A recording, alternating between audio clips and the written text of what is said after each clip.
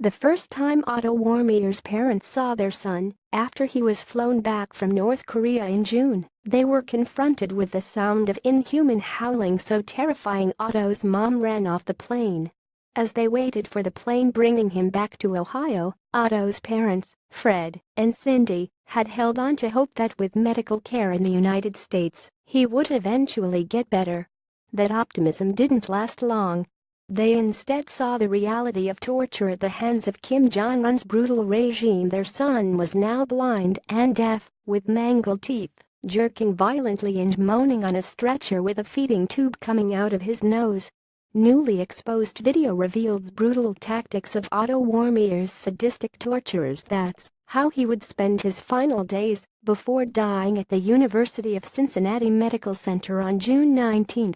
President Trump, who has previously talked about Warmbier's treatment in stark terms, tweeted about the interview with Fred and Cindy. Great interview on @Fox and Friends with the parents of Otto Warmbier 1994-2017.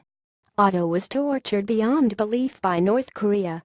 Cindy told Fox Friends she and her husband had been informed that Otto, who had been imprisoned for more than a year for allegedly trying to steal a propaganda poster from his North Korean hotel, was brain damaged.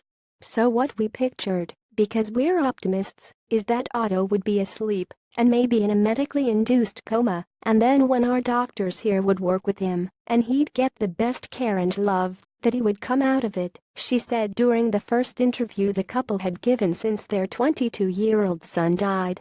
The reality of Otto's injuries were much worse than the Warmbiers could ever imagine.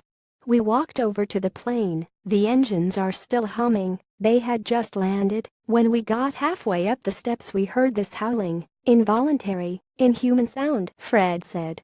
We weren't really certain what it was.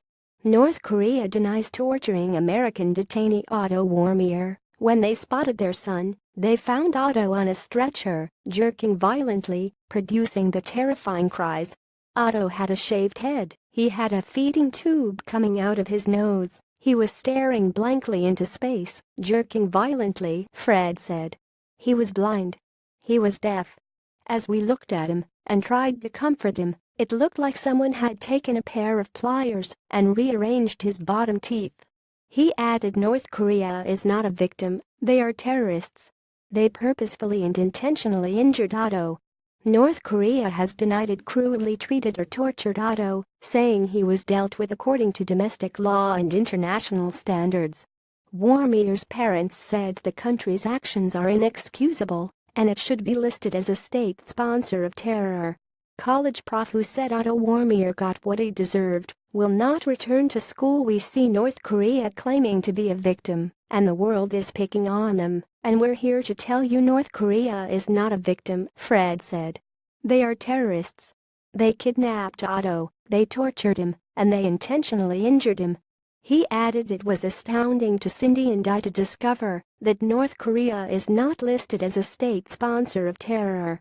We owe it to the world to list it to North Korea as a state sponsor of terror.